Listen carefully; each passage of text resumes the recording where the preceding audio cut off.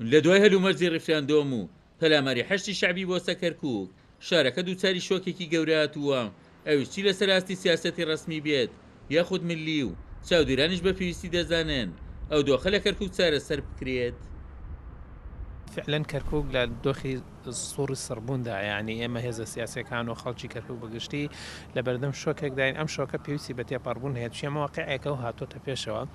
ئێمە لەم شارە ڕقەمبین و پێکاتێکی زۆر گرنگ و کاریگەرین. دەستور پشتیوانمانە بەوەی مافەکانی خۆمان لەم شارە وەکو هاوڵاتی دوایش وەکو پێکاتێکی سەرەکی کە خاوەنی شوناس و ناسنامەی ئەم شارە ئێمە ئیشەکانی خۆمان بەڕێ بکەین. ناکرێت ئێمە چاوەڕێ هیچ کەسکەین و لە ژێر تایتڵ و لە ژێر هیچ بیانویەک و لە چوارچێوەی هەر ڕوودا و حەدەسێکە ئێمە ئیشەکانی خۆمان سڕ بکەین. لە پاش ڕووداوەکانی دوای ڕیفراندۆمەکە ئەو پارە ناهەموارە بەسەر کەرکووک و شارە ناوچەدابڕەکان سپێنرا لەلایەن حکوومەتی عێراقەوە دووچاری وەزعێکی خراپ بووە کە لە سیاستەکانی تاریب و ڕاگواستن لە کەرکووکە بە چڕی دەستی پێکرد بۆرگرتنەوەی پۆستەی دارەکان لە کەرکووک.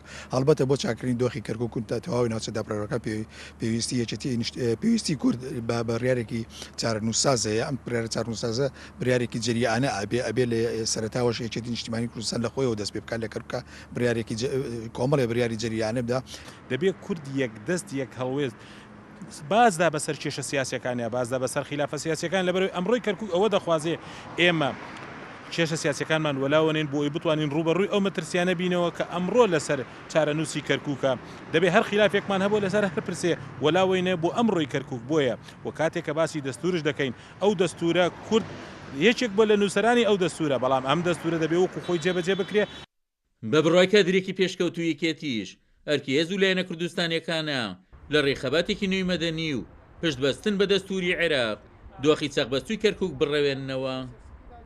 ئەم حاڵتەوە ئەخوازیە جاریش کە کورد بە دوو ئاراستە کار بکە. کار ئاراستەیەکیان ئەوەیە کە خۆی لەگەڵ ئەم وەقاقعی تازیا بگونجێنەوە بتوانێت سنگ و پێکەی خۆی بێنێتەوە بیپارێزێت.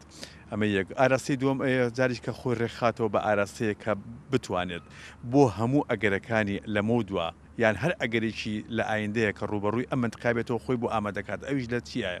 لە بەهێزبوونی حکومەتی هەرێمی کوردستانەیە. حکومەتێکی کارای بەهێزمان هەبێت، ئەم حکومەتە ڕنگدانەوەی سەرجەم پێکاتە سیاسەکانی کوردستان بێت. وەک چاودێرانی سیاسی ئاماژەی پێدەکەن ئەرکی ئێستای بزوتنەوەی ڕزگاری خوازی کورد و کارکتەرەکانێتی هەنگاوی مەدەنی بنێن لە دۆسەی کەرکووکدا و هەوڵاو بەشەکانیش لە سەراستی هەرێم و بەغدا و دەرەوەش سەر بکرێتەوە بۆ یەکلایکردنەوەی کێشەی کەرکووک. وەک چاودێرانی سیاسی ئاماژەی بۆ دەکەن ڕاستە لە دوای هەلومەرجی ڕیفراندۆم و پەلاماری حەشتی شعبی بۆ سەکەرکووک شارەکە دووچاری شۆکێکی گەورە هاتووە، بەڵام پێویستە و شۆکە بڕێوێنرێتەوە و شۆکیش نییە کە چارەسەر نەکرێت. عومەر غەریب، کورسات نیوز، کەرکووک.